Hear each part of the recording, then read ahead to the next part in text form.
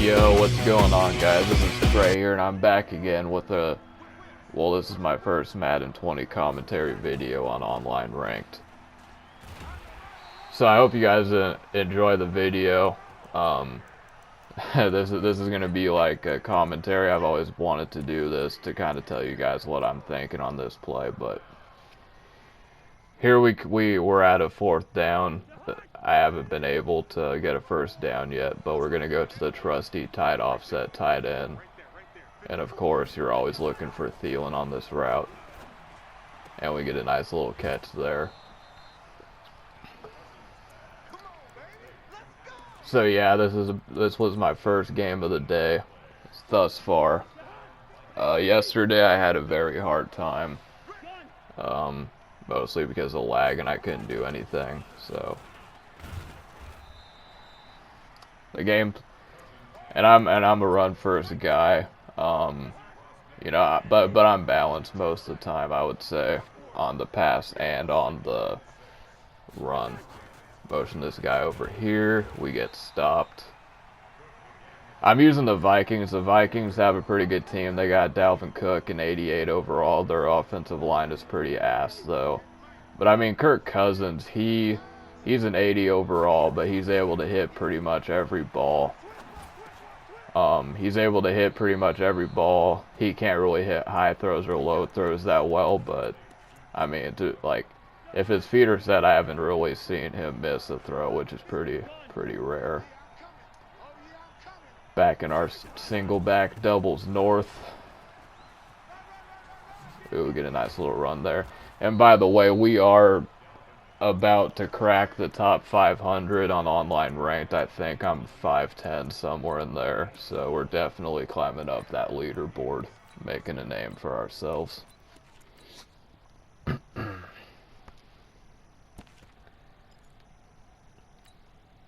Going into the IFORM tight. Power O. We're going to motion Thielen over. I miss a hole pretty badly. I need to improve on my run stick, though. It needs some work done to it for sure. But RPO specialist right here, and we break a run with Dalvin Cook. That was our first possession of the game, and we were able to turn it into 7 points, so I'm pretty happy about that. So now the question is, can we stop him on offense? I know he has Todd Gurley, and I realize that he's probably going to, in fact, try to pound the rock with Gurley this game. And you're gonna be able to tell because he's gonna come out in a very popular formation, and we're able to contain it pretty well, and that's mainly what I'd like to showcase here. So this is, of course, IFORM close.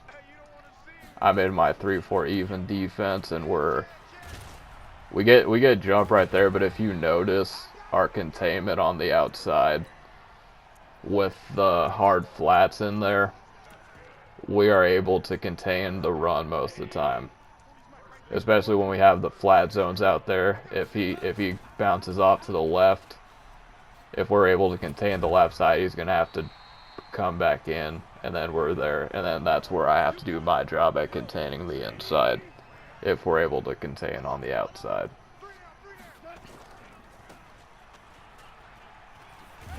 So I mean, as you can tell, he's still picking up yards, but I think the problem is that most people just they're not disciplined. So when they see that they're not breaking off huge runs, they're gonna try to get impatient, and in my mind, that's when they're going to try to force something. So we're containing it pretty well in our 3-4 defense.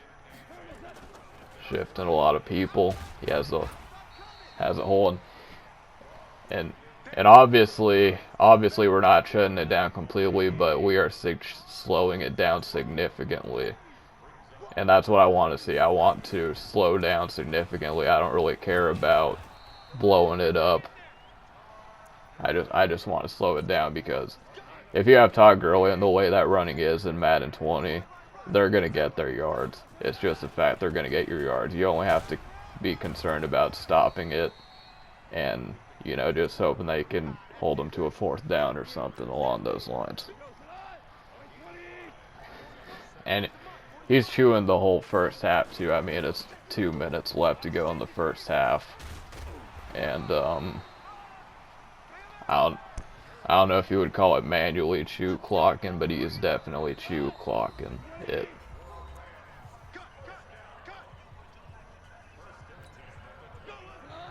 Hit the 2-minute warning here.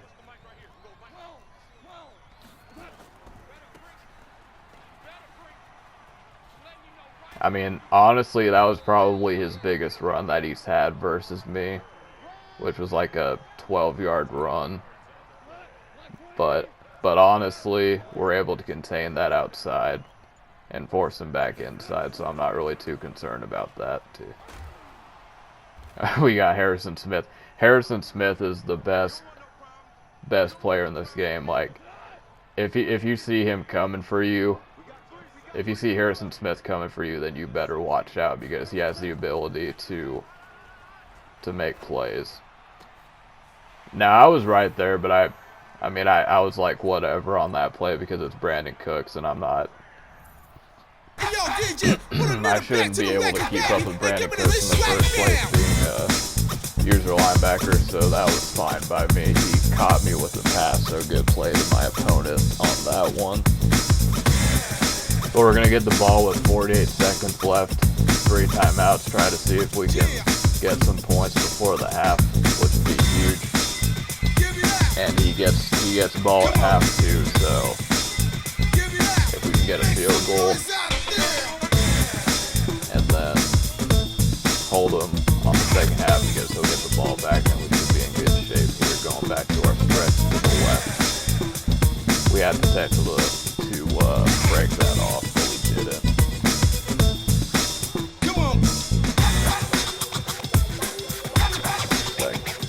Second and 3. Motion again. We're running the stretch to the other side. Another opportunity. Which is kind of frustrating, because I feel like if we had it Gurley or Zeke, then, you know, I could have maybe got more sticky with it, and I would have been off to the races. But Dalvin Cook's an 88. He was an 87, but I think they upgraded his rating this week to an 88. There's not a lot of running backs that are in the high 80s. Like, there's him, and I believe Devonta Freeman on the Falcons is 89. So, obviously, there's good running backs. The Gurleys, the Zekes, the Christian McCaffreys. Just not a whole lot of mid to high tier running backs. We get a dot there. That was kind of lucky. Typically I don't catch those. I mean, I got a little bit bailed on that play, but I spiked the ball immediately because of the runoff. If I would have just went into a play call and hit the field goal, I wouldn't have had time to run another play. So he gets the ball coming out of half. He's still in this IFORM close. That we've done up until this point, we've done a pretty good job at containing it, and we hope to keep that trend going in the second half. So it's 4th down. He's going to try to go for it. And what did I tell you? Harrison Smith comes up, makes a good play. He's made so many great plays for me, and that was honestly brilliant, because that means that we're going to get the ball back in position to go up to potentially 2 scores in the second half. And if worse comes to worse, go up by 6 points. And Dalvin Cook right here. Oh, we got him with the stick work. Let's get it. That's a touchdown for my boy Dalvin Cook. So we're up 2 scores. I start to play a little bit conservative, because I'm thinking, okay, if I didn't really play that aggressively, because I'm thinking, okay, if we can get him to run time off the clock, I'll give him the first downs. So that way he can take as much time off the clock as possible. He gets me with the pass there, and we were unable to get the sack. And basically, if we're not able to get the sack and he has time to throw that, we're going to be screwed 90% of the time because, you know, I'm in cover 2, but I man up my safeties and I play flats on the outside, so no one's going to catch him. I'm a little bit sick watching that play back because that could have been another potential touchdown if I had the stick, which I did not on that play, unfortunately.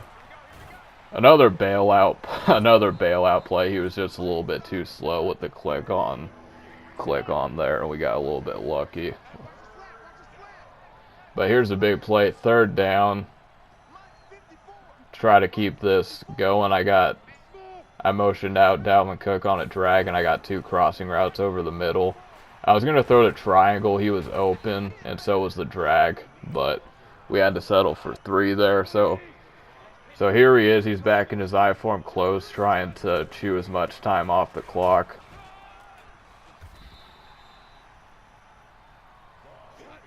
And he's just going to try to get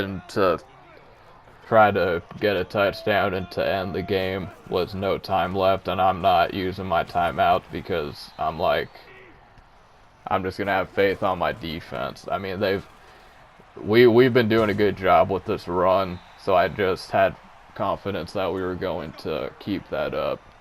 I mean, yeah, he's had touchdowns, but that came from the pass. It wasn't from his runs. We've been able to contain those runs pretty well. So here's a pass play. We were prepared for it a little bit, but I had the corner in a cloud, not a hard flat, so he was able to throw that drag for 4 to 5 yards and get out of bounds to save some time.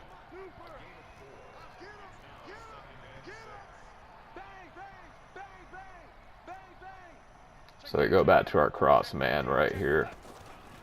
And it's another stretch. He breaks that off.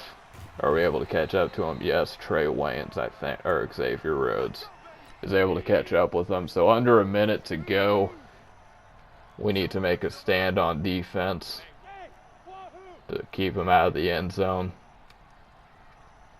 And then he's running gun bunch the first time. He hasn't ran that formation all game. I have an outside third, and I had my linebacker in a flat, and he throws an out route, which I guess, I mean, I'm not going to complain too much because it's a linebacker, but felt like okay, we blow this up. Here's the play of the game. You guys saw it at the beginning of the game. Or no, it's the next play. So he comes out in a gun formation. We have everybody manned up. And is this a good read to you guys? I want you guys to know if this is a good read in your opinion. At first, I thought that was a low throw, but